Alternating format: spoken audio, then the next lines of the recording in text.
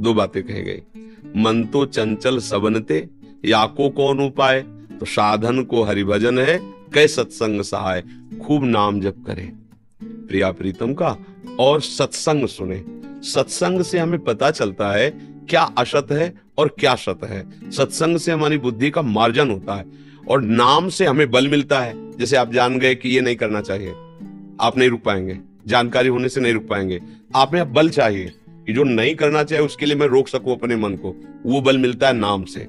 जितना नाम जप करेंगे उतने ही आपकी बुद्धि में बल आएगा, और जितना सत्संग सुनेंगे उतना ही प्रकाश आएगा। जैसे हम प्रकाश में देख सकते हैं, अंधेरे में पड़ा हुआ रस्सी का टुकड़ा, हमें सांप नजर आता, हम भयभीत हो गए, पर अगर प्रकाश का फोकस हो तो हम देख पाएंगे कि भय की जरूरत नहीं है, क्योंकि वो रस्सी है, सांप नहीं है। ऐसे ही मुझे भ्रम हो गया है। कोई ऐसी जीवात्मा आई है जिसको लेके ब्रह्मा, इंद्र, यमराज तीनों पालकी उठा के ला रहे हैं। शंकर भगवान ने ऐसी जीवात्मा को धन्यवाद दिया। वाह वाह, आइए। इतने में ब्रह्मा जी बोले धन्यवाद मत दीजिए, प्रश्न मुलझा दिया।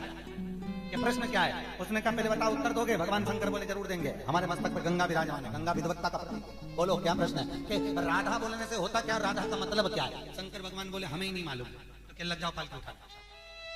अब पालकी चार चार उठाए तो शंकर जी से पूछा विद्वान कौन है? तो कि भगवान विष्णु हैं, उनके पास चलो। तो भगवान विष्णु के पास पहुंचे, और भगवान विष्णु के पास जब शंकर, ब्रह्मा, इंद्र और यमराज ने कहा प्रभु इसका प्रश्न का उत्तर दे दो तो हम पालकी उठाने से हट जाएं, भगवान ने पूछा बताओ प्रश्न क्या है? तो उसने कहा प्रश्न एक ही है कि राधा बोलने से होता क्या है और राधा का मतलब क्या है? भगवान विष्णु बोले कि भैया राधा बोलने से होता केवल इतना है कि तेरे जैसे पापी की पालकी भी भगवान लेकर मेरे पास आते हैं, बोलने से इतना लाभ।